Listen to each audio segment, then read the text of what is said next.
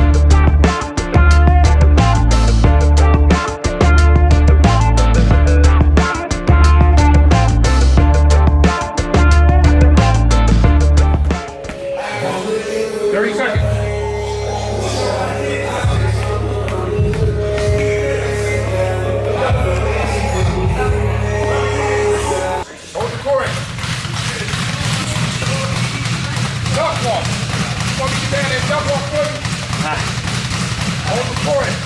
Come on, I know it hurts. Hold the cord. Good. Come on. Balance. It's all about your balance. It's all about your balance. Come on. Go forward. Go forward. Get up. Come on. Come on. Go forward. Listen to my name. Listen to my words. Go back. Come on. Go forward. You're telling me an old fat man can do that duck off better than you? That's it. Yeah, my legs burn. Yeah. You Fighters got to deal with all the shit talking, man. You got to make sure that balance is there. And your balance is in your core. You're using leg. Your balance is supposed to be in the core. When you're going forward, when you're going back, okay? And I'm fat and heavy. Don't you guys know the golden rule? You can't be mean to white people, man. We're easily offended. Definitely. Now, since you're kind of new in your career, you said you haven't even hit your year anniversary yet. I was at the Fresno fight and I seen you there, and you were just kind of politicking, networking with people. Yeah. So, can you tell up-and-coming fighters who may not be signed, what's the importance of networking and just getting out, rubbing elbows, and meeting people to you? Really, everything is all about marketability. You got to think from a business standpoint. It's almost like one of those things. People are only going to want to invest on you based on like a return on investment type the thing. Product, yeah. You know, the biggest thing with me is even when I'm not fighting, I love to be at the event, socializing, network, meeting people in the industry, meeting fans. To me, that's a big thing, because if you don't have a big following and a big fan base, no big promotion label is going to want to work with you, because ain't nobody going to want to pay and come and see you fight.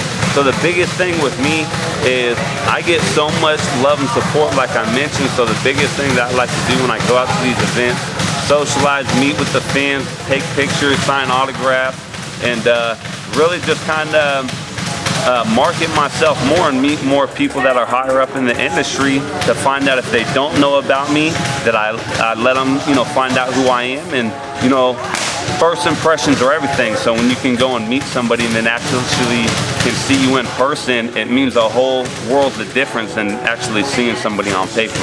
Definitely. Now, for the people who haven't seen you fight yet, I'm sure they will, what do you bring to the Cruiserweight division, and how do you define your particular style? How I define my particular style is like a mix between Roy Jones and Mike Tyson. People might hear that and be like, man, those are some big shoes to fill, and I'm still developing as a fighter, but those are two fighters that I looked up to growing up, And you know, I just have that like a bring the fight to you mentality. You know, I'm not gonna back down from anybody. I'm gonna come straight at you. And when it comes down to it, my speed and my power in this weight division is something that has never really been seen. You know, on top of that, everybody that knows about boxing, a lot of the white dudes that are in boxing nowadays are usually European. Here I am, a white boy, a prior military combat war veteran. You know, and I'm fighting in that cruiserweight, which is part of the heavyweight division. You know, I'm just looking to bring something new, exciting, that this country and this sport of boxing has never seen before. And, you know, who knows? One day I may be fighting, or I will be fighting at the MGM in Vegas. You know, it's the sky's the limit. Definitely. Now, I want to touch on that because you brought up an interesting point. You said, who's the last white American just champion that had the whole package? And the last person you thought of was Tommy Morrison, the Duke. Rest in peace to Tommy Morrison. Tommy Gunn from the Rocky V movie.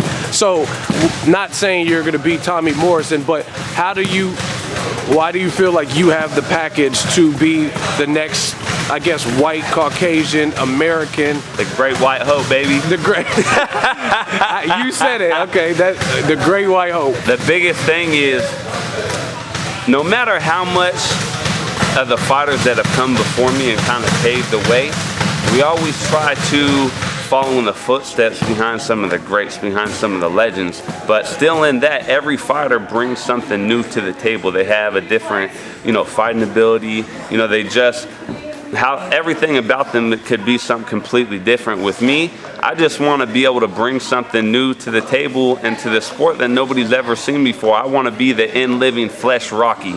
You know what I'm saying? And everything about me, all the adversity and the obstacles that I've overcome. Here I am, a single parent. I'm an all-American white boy in a cruiserweight division. You know, prior military combat veteran. I've sacrificed so much throughout my whole life to get to where I am right now. I feel privileged and blessed. Thank you, God, for allowing me to get to where I'm at right now. And, you know, just everything that I've been through and my fighting ability and how I fight is just entertaining. You know, people in boxing want to pay to come and see a knockout. They don't want to be seeing somebody running around the ring. They want to see an entertaining fight, something, you know what I'm saying, that will get people to jump up and be able to cheer and root for. So the biggest thing with me, I guarantee this, and when you guys come to see me fight, you guys are going to see me step in the ring, and you guys are going to see me throw bombs and give everything that I have to give, to where I'm literally prepared to risk, sacrifice my life and die in the ring if it were to ever come to that. I love what I do. The sport of boxing has just completely changed my life. It is a part of my life, and you know, again, the sky's the limit. We'll just have to wait and see what happens. Now, touching on it real quick, you were in the military. What branch were you in? Were you Navy, military? Yeah, so I was in the Army. I spent 3.5 years in the Army infantry, spent 2.5 years stateside, and then a year overseas in Mosul, Iraq. And oh, you were in Iraq? Yeah, I was deployed for a year. You know, I lost some good friends over there, but the whole thing about just being in the military was definitely an eye-opening experience. You know, a lot of the little things in life that majority of people take for granted. It just really puts things in perspective and makes you appreciate everything a lot more. Definitely. So you feel your military background experience helps you prepare mentally for a grueling sport like boxing? I look at it like, when I'm walking out to the ring, you know, my music's playing, I get tunnel vision. I can see everything around me, but it's all blurry. I'm just walking to the ring and my eyes are set on that ring. And everything as I'm walking to the ring, as soon as I get to that corner, it's like a fast forward button. Everything that I've overcome and everything that I've been through throughout the whole course of my life, and like what we were just talking about, surviving war, all of those moments fast forward right in front of my eyes until that first bell rings, that I feel I've sacrificed and have gotten through one of the most challenging things that less than 1% of Americans or the world ever has to go through. I survived war. Being infantry, I was frontline, I was out on missions every single day. I survived and made it through a whole year of people trying to take my life. So when I step into the ring, I feel like I'm only going up against one man. The dude ain't gonna be able to hurt me.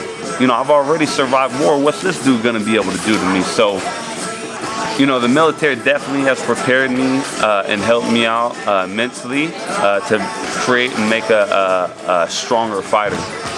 Now, I heard when you went into the military, you might have been like a light heavyweight, and then the military made you into a cruiserweight. How much were you weighing before you went into the military? Before I went to the military, I was about, you know, the low 170s, about a buck 170, and then, you know, the military definitely matured me a lot as a man, and you know, I just blew up and came out of the military a completely different person. What were people's reaction that knew you before you left? Man, when people that knew me before I left to the military, when I came back, they looked at me like, dude, what the hell did the Army do to you? But you know, I just came back and I had put on a lot of size. But that Captain America super soldier. For sure, man. But you got to think, man, when I had joined the military, I was a buck 70. I was only 19, 20 years old. I was 20 years old when I joined the Army. So when I had gotten out of the military and moved back to Sacramento, I was 24, about 25 years old. So, you know, I definitely was growing up, matured a lot, growing into a man, and so everything about me changed. My mindset, my physical appearance, my attributions, everything, you know. Your mindset. Now, you were recently in the snack gym. Shout out to the snack gym. Definitely holding it down. And shout out to Mike Basil. Basil Strength. Yeah, we give everybody their credit here. Always. Now, you got to spar. There's a middleweight. He actually has a fight. I think he's fighting a guy named Tommy Langford. And they call him the White Mike Tyson. He stopped a guy named Antoine Douglas. His name is Aventil Khurtsidze. Yeah. And you got to spar him. Yeah, I got to spar about 4 rounds with him. And, you know, it's one of those things, even though I had about 10 pounds on him, it's an awesome experience to be able to start working with world-class athletes. This guy, I believe he's, 36-2, and 2 losses and 2 draws. The guy's a phenomenal athlete, a phenomenal fighter. He's in shape too, isn't he? What's that? He's in shape too. He's in a phenomenal shape. Phenomenal shape. You know, the dude fights straight up like a little Mike Tyson. Yeah, you were doing the little pantomime. Yeah, man, he always. He was really doing that? Yeah, he comes with it, man, and you know, it's just being able to work with him was again an eye-opening experience, and being able to work with these other world-class athletes. It's awesome. You know, as I'm moving up in my career and being seen on this bigger platform, and being able to rub elbows with people that have kind of paved the way for young fighters like myself, it's awesome. Definitely. Now, another middleweight fight. I want to get your prediction. Golovkin versus Jacobs. How do you see that fight playing out? You know, to be honest, I respect both of them, both Triple G and Jacobs. I think they're both phenomenal fighters. They're both very strong, and they both are very exciting fighters. And you know, I think it's crazy because they both have a fighter's chance. You know, I think it could go either way. Everybody is leaning towards probably Triple G because Triple G is the big, you know, hot name right now. But you can never underestimate a veteran like, you know, Jacobs. The dude is a phenomenal athlete, a phenomenal fighter, and you know, I'm really looking forward to watching that fight to see what happens. Definitely. Now, what about Danny Garcia versus Keith Thurman? That's this weekend, a mega fight. You leaning towards anyone in that one? You know, the biggest thing is I'm a big fan of Garcia, and the reason being is Garcia is one of those people that he's never shied away from anybody. He's always been thrown kind of to the wolves in a sense with tough opponents, and the dude's always come out on top.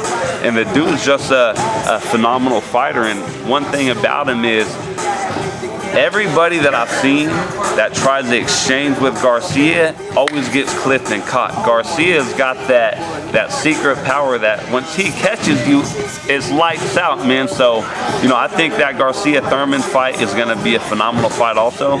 You know, shout out to Thurman. You know, he's definitely a phenomenal athlete and fighter as well. But, you know, I think my prediction, I was a little more leaning towards Garcia in that one. Definitely a 50-50 fight, a great fight for boxing.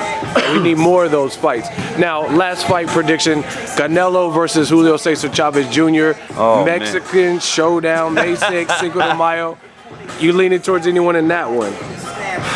Man, there's some tough questions, but I just feel like the month of March and, you know, how this year's starting off, we're already seeing some phenomenal fights that all the people and all the fans want to see. So when it comes to Canelo and Chavez Jr., everybody that follows boxing and the entertainment industry, those dudes are both great fighters. But you know, you look at Chavez Jr. Chavez Jr. is a taller fighter.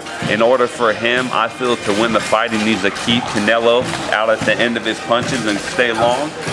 But everybody knows Canelo's a power puncher, man. So that one to me is 50-52. I'm a big Canelo fan, but you know, we'll just have to wait and see what happens.